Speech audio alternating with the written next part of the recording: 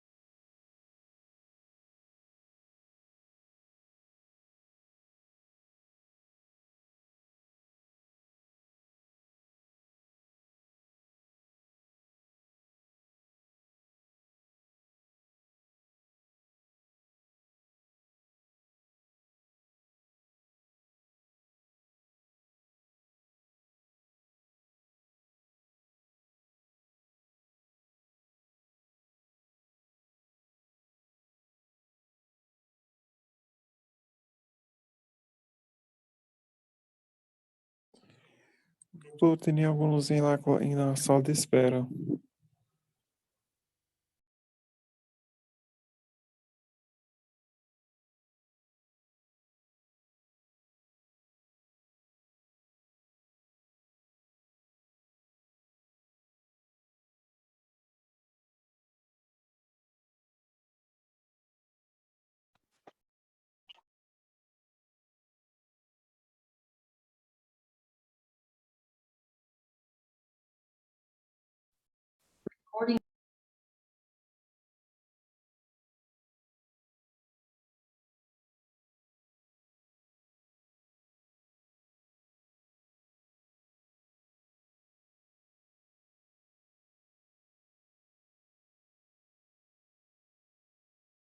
Automáticamente sabes que el carvedilol puede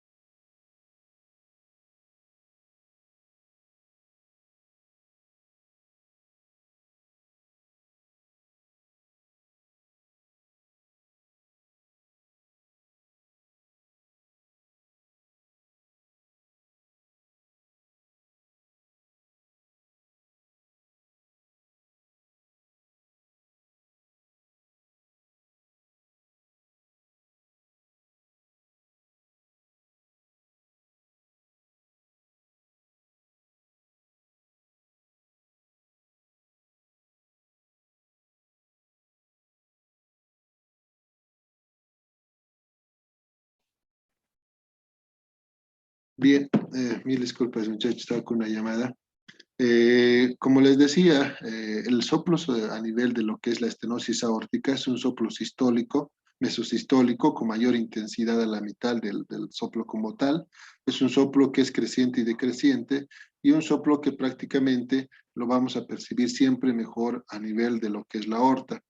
La verdad, dentro de la experiencia, dentro de lo que es la auscultación de este soplo, siempre yo les aconsejo que ausculten carótides y también foco accesorio, porque se ha visto que a estas áreas prácticamente este soplo se irradia muy bien.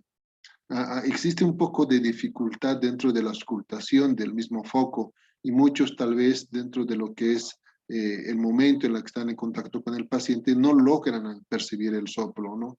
Es obvio que este soplo, que apenas suele ser percibido, implica, ¿no?, un compromiso tal vez leve o entre comillas también a moderado, pero el auscultar otros focos donde se irradia muy bien el soplo nos va a ayudar dentro de lo que es el diagnóstico. Por lo tanto, carótides y foco accesorio, de preferencia auscultenlo cuando tengan una sospecha de una valvulopatía de tipo aórtico.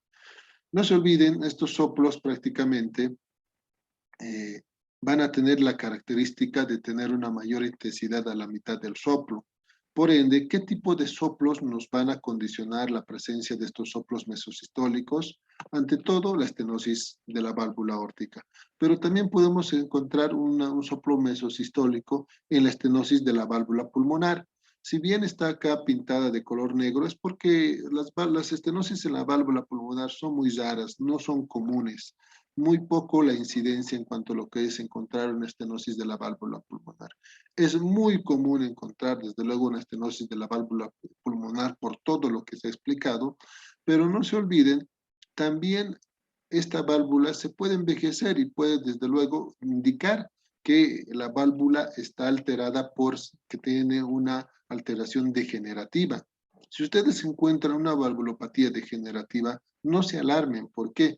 Porque es algo que pasó por los años, y por ende mayor alteración o mayor preocupación o intervención no lo van a hacer, porque tener una valvulopatía tal vez degenerativa a los 70, 75, 80 años, operar a esa edad, la verdad, tal vez sería muy contraproducente. Por lo tanto, si tienes un paciente joven, 60, de repente 65 años, sí nos animamos a operar, porque sabemos muy bien que esta persona puede vivir de repente unos 15, 20 años más, o quién sabe un poco más, pero desde luego el compromiso y la severidad de la válvula nos denotará el accionar que tenemos que tener. Si tengo una estenosis leve, no se preocupen, una estenosis leve no va a disfuncionar un organismo. Y si hablamos de una estenosis moderada, entonces en algunos casos puede haber clínica, y sería sugerente, desde luego, hacer otro procedimiento en el sentido de poder indicar, desde luego, un reemplazo de la válvula, porque ante una estenosis moderada no es tan contraindicado el reemplazo. Mucho dependerá de la clínica del paciente. Si es que el paciente, a pesar de tener una estenosis moderada, está disneico, de repente tiene angor, o también tiene datos de insuficiencia cardíaca, o sincopea, que la verdad es muy raro, pero sí podemos encontrar un paciente con datos de insuficiencia cardíaca izquierda, o tener algún otro compromiso relacionado con la presencia de un dolor precordial, ¿no? Entonces, no nos olvidemos siempre el poder localizar, el poder buscar el foco bueno, auscultatorio, el tener una idea de que la válvula aórtica es la comprometida, y siempre no saber la clasificación de la intensidad, saber dónde se irradia el soplo, y algunas otras maniobras donde nos pueden ayudar a percibir mejor el soplo. Se menciona que en aquellos pacientes en los que realizan una inspiración, inspiran, entonces por ende aumentan los volúmenes en cavidades derechas, ustedes van a percibir mejor el soplo a nivel de cavidades derechas, ya sea una valvulopatía tricúspide o una valvulopatía pulmonar. Pero si ustedes piden al paciente que saque el aire o expire de forma forzada, automáticamente es una situación donde ustedes van a mejorar o van a percibir mejor los soplos en cavidades izquierdas durante la expiración, ¿no? Muy, muy importante. Ahora, sabemos que no solamente depende de la clínica, no solamente depende de auscultar, solamente depende de que ustedes vean los datos clínicos del paciente. También existen estudios que nos ayudan en el diagnóstico y tal es el caso del ecocardiograma. El ecocardiograma es un estudio muy importante que nos ayuda no solamente a ver la válvula como tal, sino también nos ayuda a percibir y a visualizar el flujo que pasa por la válvula y desde luego poder medir los gradientes y la velocidad con la que está pasando la sangre por dicha válvula. Por ende, estos parámetros me van a ayudar a hacer un diagnóstico de si existiese una estenosis severa, una moderada o una leve. Por lo tanto, el ecocardiograma, como vemos acá en la imagen, tenemos un ecocardiograma que nos está mostrando un orificio apenas visible. En la parte superior tenemos un ecocardiograma transtorácico y estos son ecocardiogramas transesofágicos. Se menciona que de preferencia siempre pidan ustedes un ecocardiograma transtorácico. Y si existe alguna dificultad en el estudio, pueden pasar a solicitar un ecocardiograma transesofágico. Los ecocardiogramas transesofágicos son estudios mucho más fidedignos y que nos ayudan a ver o visualizar mejor la válvula. Como vemos acá, tenemos una imagen apenas visible de la válvula. Miren, está con los puntos blancos, nos está limitando el área valvular estrecha, ¿no? Pero apenas visible con el ecocardiograma transesofágico. Pero con el ecocardiograma transesofágico, fíjense, se ve mejor, tenemos una visualización mejor de lo que es la estenosis en las diferentes imágenes que estamos viendo, ¿no? Por lo tanto, vemos acá, este es el orificio o esta es la estenosis, una válvula aórtica que no se abre, miren apenas visible el orificio, acá lo mismo, con los puntos discontinuos podemos visualizar esta área valvular que nos está indicando que existe una estenosis de la válvula. Entonces, el ecocardiograma es fundamental. ¿Y qué es lo que nosotros, o los datos que tenemos que ver en el ecocardiograma? En el ecocardiograma nos van a mencionar la velocidad con la que está pasando la sangre, el gradiente, ¿no? Prácticamente de la sangre que pasa por por la válvula, el área valvular, ¿no? Y también el área anexada. ¿A qué me refiero? Es el área que se saca de acuerdo a la superficie corporal. Entonces, esta área anexada o de acuerdo a la superficie corporal también se saca con el ecocardiograma. Este estudio nos permite, desde luego, de acuerdo al peso y la talla del paciente, poder sacar un área valvular de acuerdo a ese organismo. Porque no todos tenemos un área valvular, por si acaso, el mismo, ¿verdad? El área valvular generalmente normal va de 3 hasta 5 centímetros. De repente, de algunos de ustedes el área valvular es de 4, de algunos de ustedes puede ser 5, entonces eso es variable, nunca vamos a generalizar, ¿no? Por eso es que manejamos rangos, nunca podemos tener un valor exacto, porque sabemos que un ejemplo, este valor va a variar de acuerdo a la morfología, de acuerdo al estado hemodinámico, de acuerdo al ambiente o al mismo entorno del paciente, ¿no? O un ejemplo les coloco, la frecuencia cardíaca mencionamos que lo normal es de 60 hasta 100. Si alguno de ustedes debe estar con 70, alguno de ustedes debe estar con 60, alguno de repente está con 58, 54, los que están recostados en su cama, ¿no? En reposo, el corazón siempre va a trabajar lento. Por lo tanto, lo mismo se extrapola al hablar del área, de lo que es el área valvular, anexada, ¿no? De acuerdo a la superficie corporal que lo podemos visualizar en la parte inferior de esta imagen. Entonces, si yo tengo una velocidad menor de 3 metros por segundo, o sea que la sangre pasa menor a este tiempo, o menor a esta velocidad y tiempo, hablamos que tiene una estenosis leve. Pero si la velocidad es mayor, porque a mayor estrechez, mayor la velocidad con la que va a pasar la sangre, porque la sangre tiene dificultad para pasar. Por lo tanto, si la velocidad va de 3 a 4.5 segundos, estamos hablando de una estenosis moderada. Si es mayor a 4 segundos, prácticamente estamos hablando de una estenosis severa. A eso nos referimos con velocidad. Ahora, en cuanto a lo que son los gradientes, nos reflejamos un gradiente máximo y un gradiente medio. Estos gradientes, desde luego, se relacionan con la fuerza con la que la sangre va a pasar por la válvula aórtica, ¿no? Por un lado, estamos hablando de la velocidad y por otro lado, con la fuerza. A mayor fuerza, mayor, desde luego, presión. Entonces, tenemos, si el gradiente máximo está menor a 50 milímetros de mercurio, hablamos de leve. Si el gradiente medio está menor a 30, también hablamos de leve. Si los gradientes, tanto máximo va de 50 a 80 y el medio de 30 a 50, hablamos de una estenosis moderada. Y si está mayor a 80 o mayor a 50, hablamos de una estenosis severa. En cuanto al área valvular, no se olviden, esto siempre les van a preguntar. Si el área valvular está de 2,5 a 1,5, hablamos de una estenosis leve. Si está de 1 a 1,5, estamos hablando de una estenosis moderada. Y si es menor a 1 centímetro, estamos hablando de una estenosis severa. Entonces, este es el área valvular, lo que habíamos visto acá en la imagen, lo que nos está mostrando acá con puntos discontinuos blancos, que eso sí lo podemos, desde luego, calcular con el ecocardiograma. Entonces, a eso se refiere con el área valvular, ¿no? Mire, estamos hablando de menos de 1 centímetro de esa área valvular, o sea, prácticamente cerrada, ¿no? La sangre no va a poder pasar por ahí, es imposible. Por ende, va a haber mayor compromiso y mayor tal vez la clínica que se presenta al paciente. Ahora, el área, de acuerdo a la superficie corporal, esto desde cálculo se saca de acuerdo a lo que es el talla y peso que nosotros siempre lo colocamos dentro de lo que es la información del paciente una vez realizado el ecocardiograma. Si es mayor, a 0,9 centímetros metro cuadrado, se habla de una estenosis leve. Si esta área va de 0,9 a 0,6, hablamos de una estenosis moderada, y si es menor a 6 centímetros cuadrados sobre metro cuadrado, prácticamente estamos ante una estenosis severa.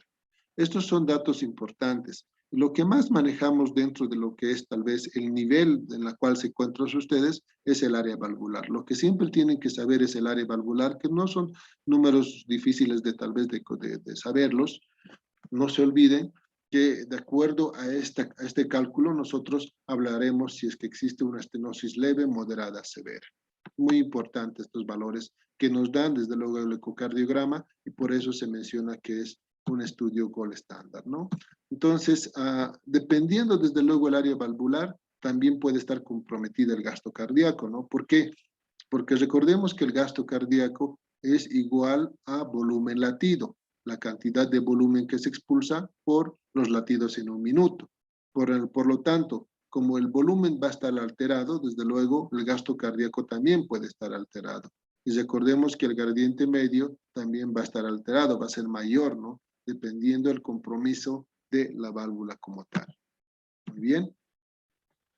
El tratamiento, prácticamente el tratamiento, dependiendo del compromiso y la severidad de la válvula, es quirúrgico. ¿A qué me refiero? Si yo tengo una estenosis leve, les recalco, no se preocupen, no hagan ningún problema, porque una estenosis leve no va a conllevar mayor alteración. Ya si tenemos una estenosis moderada o una estenosis severa, dependerá desde luego del estado clínico del paciente. Por lo tanto, podemos optar por usar algunos fármacos si es que existen algún dato de clínica del paciente. Si yo tengo datos de insuficiencia cardíaca, tengo angor de repente, o tengo algún otro compromiso como ser una arritmia, yo puedo usar algunos fármacos, pero para lo que se está condicionando por la estenosis como tal. Pero generalmente lo que yo tengo que tratar de hacer es siempre tener la idea clara de por qué mi válvula está dañada, cuál ha sido la causa, y poder dar una solución al problema, ¿no? Entonces, ¿cuáles son las indicaciones de cambio de la válvula? No se olviden, esta es desde luego, una indicación de acuerdo a las guías de manejo de las valvulopatías aórticas. Por un lado, no se olviden, tenemos una indicación clase 1B, aquellos pacientes que tienen estenosis aórtica severa y tienen síntomas, ¿no? Cualquier síntoma, ya sea síncope, ya sea disnea, ya sea angor. Entonces, ahí tenemos una indicación 1B. ¿Por qué 1B? Porque de repente también puede haber otros factores u otras alteraciones que tenga mi paciente, pero por lo tanto es una indicación aceptable dentro de lo que es el reemplazo de la válvula. Pacientes con estenosis aórtica sometidas a cirugía de derivación aortocoronaria. ¿A qué me refiero? Aquellos pacientes que de repente tienen algún otro grado de alteración cardiovascular.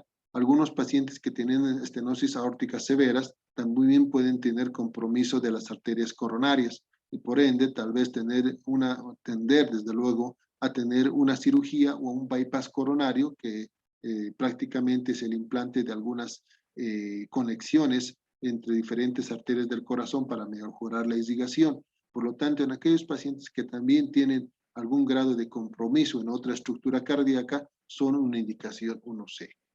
Pacientes asintomáticos. Ojo, acá muy importante. De repente yo tengo algunos pacientes con estenosis aórtica severa, pero que no tienen síntomas. Pero le hago el ecocardiograma y veo que la fracción de eyección está baja, ¿no? Menor al 50%. Entonces, este es un paciente igual candidato para reemplazo de la válvula. Por lo tanto, no solamente dependerá de la clínica, sino también dependerá de cuál es el compromiso en cuanto a lo que es la fracción de eyección del ventrículo izquierdo. No se olviden que la fracción de eyección del ventrículo izquierdo, que se, desde luego, conoce con las siglas de FEVI, la FEVI lo normal es de 53-55% para arriba. Ese es el porcentaje de volumen que expulsa el ventrículo izquierdo. Si está menor a 50 y tiene estenosis aórtica severa, y es un candidato para reemplazo de la válvula. Pacientes asintomáticos con estenosis severa y que su prueba de esfuerzo es anormal. ¿A qué me refiero? Hay algunos pacientes que tienen estenosis severa, entonces ustedes pueden pedir una prueba de provocación. ¿A qué me refiero? Pueden pedir una prueba de esfuerzo. Creo que con algunos de mis estudiantes de práctica hemos hecho algunas pruebas de esfuerzo. Entonces, si yo le pido la prueba de esfuerzo y en la prueba de esfuerzo el paciente refiere dolor precordial o algún dato clínico sugerente, desde luego, o llamativo en el momento del estudio, entonces también es un candidato para hacer el reemplazo de la válvula aórtica. Y así sucesivamente podemos ir viendo diferentes indicaciones y diferentes niveles de clases e indicaciones para poder reemplazar la válvula. Pero, ojo, muy importante, dependerá también de que nosotros podamos tener una idea clara de la clínica y del estado del paciente, ¿no? Si yo tengo un paciente de 80 años, lamentablemente, que tiene clínica, bueno, 80 años operarlo, la verdad es, de repente ni va a salir de quirófano, ¿no? Entonces siempre hay que ver si que el paciente tenga las condiciones para poder hacer un reemplazo aórtico. ¿Por qué? Porque cuando yo hago un reemplazo aórtico, ojo, muy importante, la cirugía es a corazón abierto, ¿no? Yo no necesito, desde luego, de condiciones para poder hacer el procedimiento quirúrgico y por ende tenemos que, desde luego, incluso necesitar una circulación extracorpórea, ¿no? La circulación extracorpórea es prácticamente utilizar un equipo que me ayude a bombear la sangre de cuenta del corazón, porque el corazón va a ser operado, el corazón va a dejar de funcionar. Por lo tanto, necesito que la sangre siga circulando por todo mi organismo para poder brindar el oxígeno y nutrientes necesarios. Muy bien, entonces no se olviden de lo que se está hablando de las indicaciones. Acá tengo un pequeño algoritmo dentro del tratamiento de las estenosis. Si vemos acá en la imagen, nos está hablando de acuerdo de una estenosis aórtica severa, ¿no? Donde el área valvular está menor a 1 centímetro y el área valvular según la superficie corporal es menor a 6 centímetros metros cuadrados. Entonces, estos datos nos están indicando que estamos ante una estenosis aórtica severa. Entonces, voy a retroceder un poco las diapositivas para mostrarles lo que estamos viendo acá en este algoritmo que nos ayuda, ¿no? Entonces, el área de superficie corporal menor o igual a 6 centímetros, estenosis severa. El área como tal, menor a 1 centímetro, estenosis severa. Entonces, eso nos está reflejando dentro de lo que es este algoritmo. Pues tenemos un paciente con área estenosis aórtica severa, donde los datos o los reportes ecocardiográficos nos reporta un área menor a 1 centímetro y un área, según la superficie corporal, menor a 6 centímetros cuadrados por metro cuadrado. El paciente tiene síntomas, tiene disnea, tiene angor, automáticamente y a cirugía. Automáticamente, sin dudar, lo pasan a cirugía, a reemplazo de la válvula aórtica, ¿no? El paciente, ¿no? Entonces acá tenemos el algoritmo para que puedan verlo mejor. Entonces tiene síntomas y tenemos estenosis aórtica severa, sin dudar, reemplazo de la válvula aórtica. De repente mi paciente no tiene síntomas. Entonces, ¿qué hago? Veo la FEVI, la fracción de eyección. Si la fracción de eyección está menor al 50%, automáticamente cirugía. Pero si la fracción de eyección no está menor al 50%, entonces yo tengo que ver otras alteraciones, como ser que si la calcificación de la válvula aórtica es muy significativa y si la velocidad de chorro aórtico es mayor o igual a 0,3 metros por segundo en un año.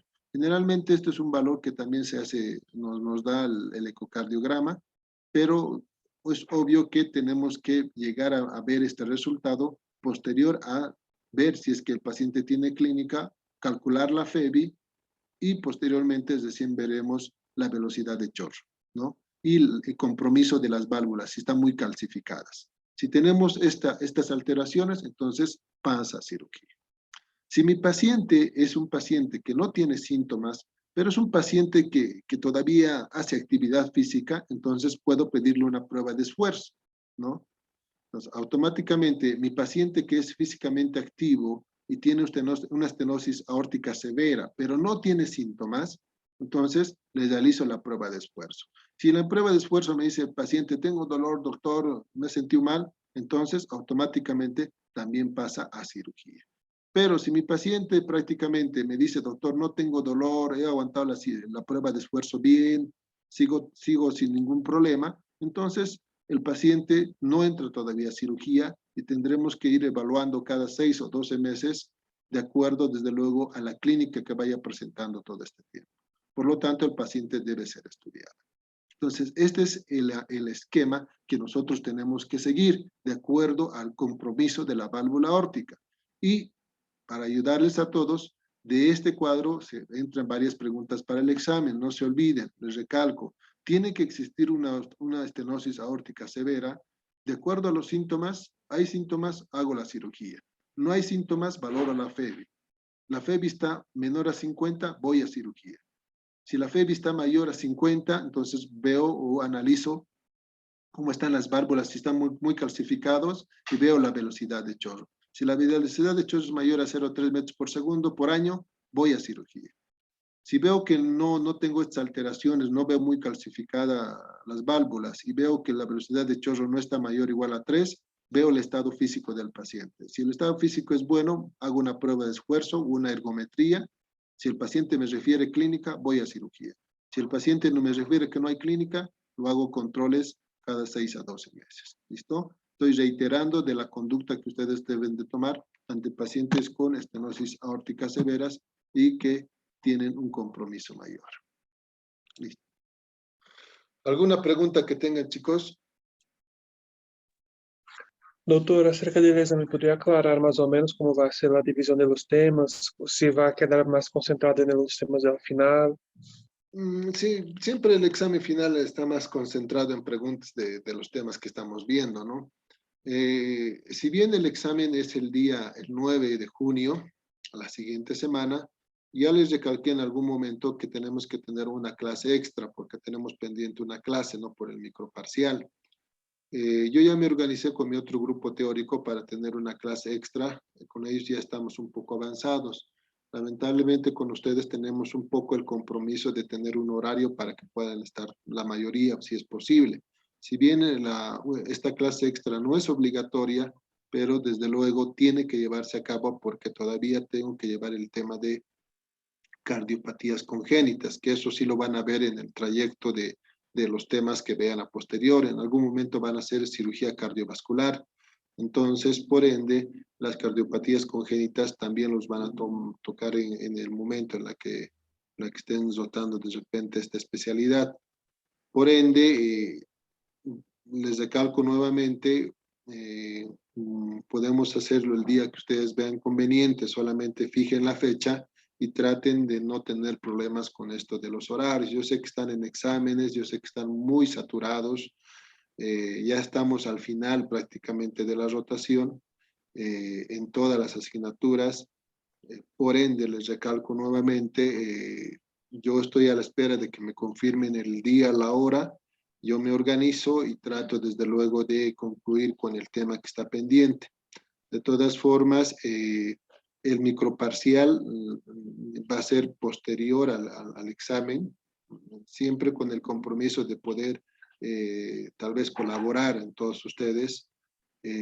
No hay el porcentaje de hasta la fecha de reprobados, tal vez en algún otro examen es mínimo, no hay mucho reprobado, pero cuando ya hablamos de examen final sabemos que es de todo lo avanzado y desde luego tal vez el poder sacar una buena nota nos es un poco dificultosa, no solamente por mi materia, porque también están todos estresados con todos los parciales. Entonces, espero desde luego que por el grupo de WhatsApp me puedan comunicar qué día es. Les recalco, no estamos todavía a las alturas de estar viendo o estar peleando por las fechas. Ustedes queden de acuerdo, me dicen, doctor, podemos este día y inmediatamente yo voy a programar la clase para ese día y desde luego también organizar. Siempre con el... Doutor, Doctor, una pregunta para aclarar. Su examen va a ser en el horario de clases, ¿verdad? Porque Claro, aquí en sí. la planilla continúa a 6:30 de la tarde. No, tal vez es un error. Va a ser en horarios de clases lo que se ha quedado con coordinación, ¿no? Como el anterior examen va a ser a las 7:45, ¿no? Empezamos eso. No, no se preocupen por eso. doutor, uma outra dúvida, por favor. Já vai ter eletrocardiograma no exame para calcular igual ao outro? Solo va a entrar 2 electrocardiogramas al final.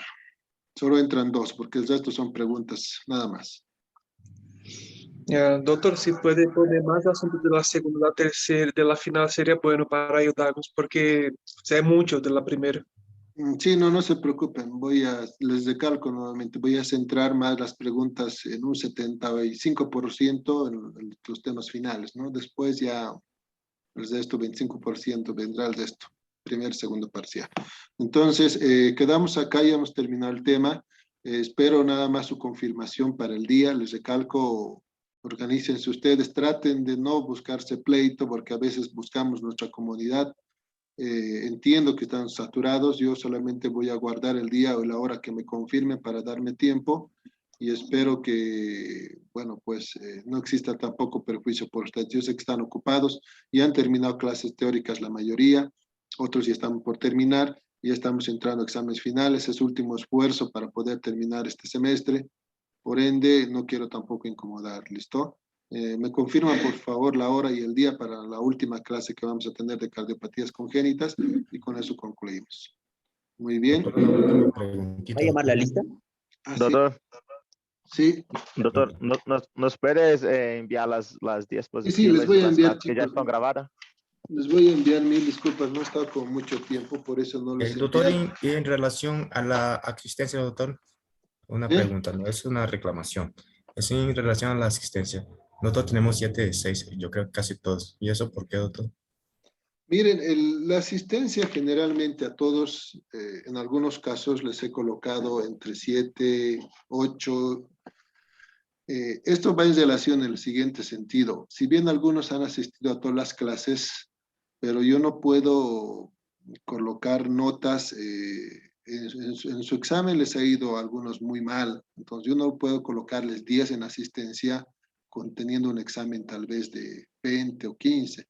Sé que en algunos casos tal vez no he sido muy equitativo, eso sí, tal vez está en la correcta reclamación, pero vamos a tomar siempre en cuenta para el examen final, porque el examen final sé muy bien que a muchos de repente no les va bien porque es bastante para estudiar.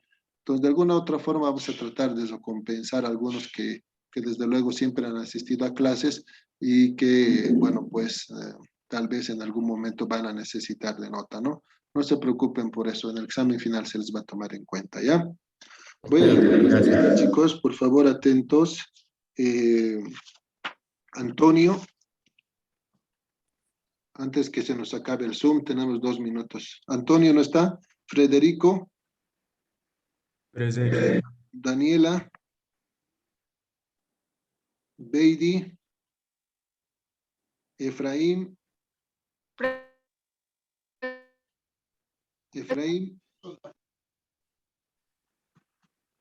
Jessica,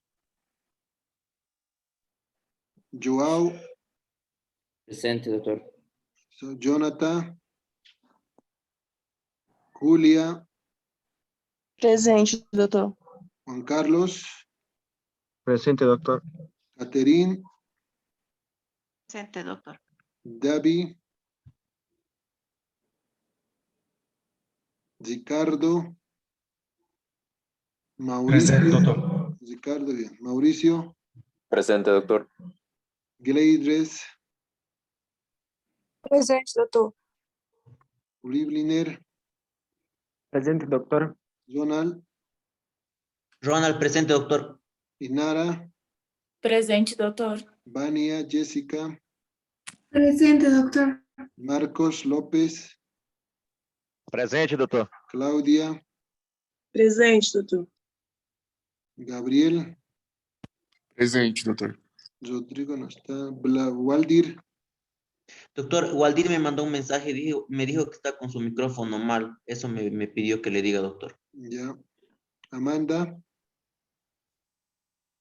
Noel, Presente, doctor.